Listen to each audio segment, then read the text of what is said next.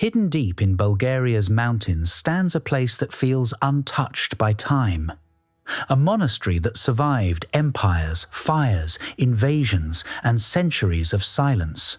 Far from major cities surrounded by forest and stone, Rila Monastery does not announce itself. It waits. For more than 1,000 years, people have come here seeking refuge, faith, and meaning.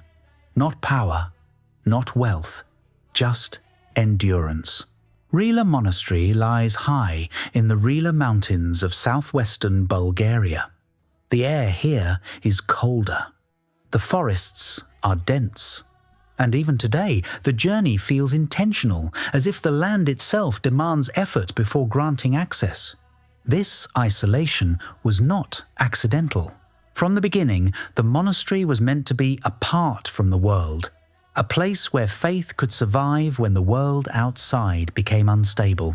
Standing in the courtyard, surrounded by stone arches and striped walls, it becomes clear that this is not just a building. It is a refuge shaped by geography, silence, and time. The monastery was founded in the 10th century by a hermit monk known as Saint Ivan of Rila. Ivan sought solitude, not recognition. He lived in caves, avoided cities, and rejected political power. Yet his reputation for wisdom spread. Followers gathered. A small spiritual community formed. And slowly, a monastery rose. Not around ambition, but around humility. After Ivan's death, his remains became a symbol of spiritual protection. Pilgrims traveled great distances to honor him, even as kingdoms rose and fell around the monastery. Rila Monastery did not survive easily.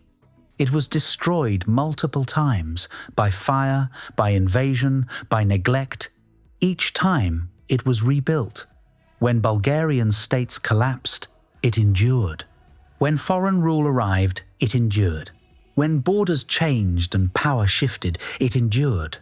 During centuries of Ottoman rule, the monastery remained a center of Bulgarian culture, language, and faith. Not through rebellion, but through persistence. Books were copied by hand. Traditions were preserved. Identity survived quietly within these walls. The architecture of Rila Monastery tells its own story.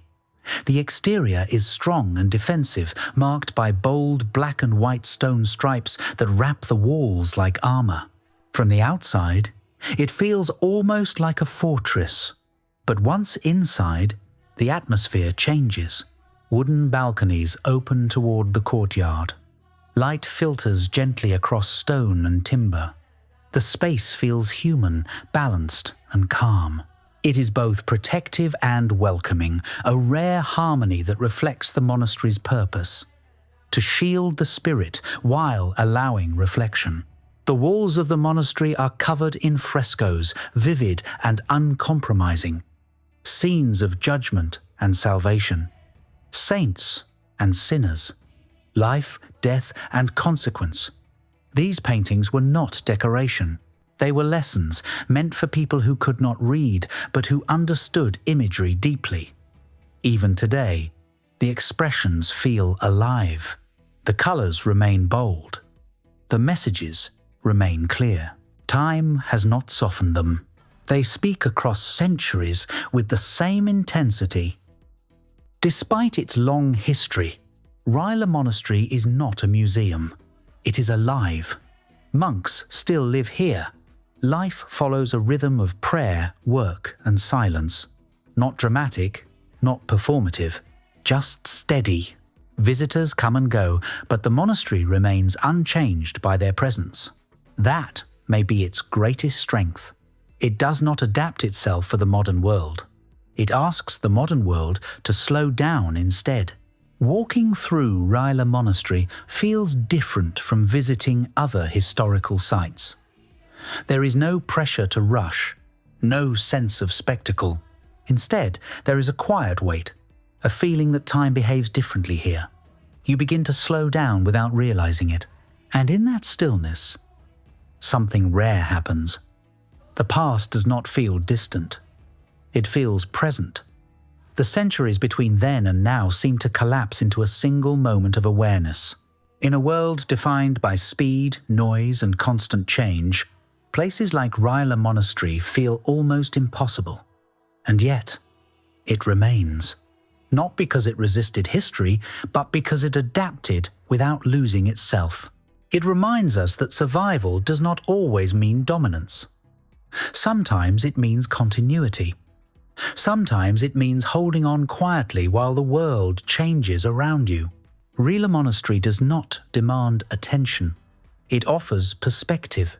And perhaps that is why it has lasted so long. Hidden in the mountains, guarded by silence, enduring quietly.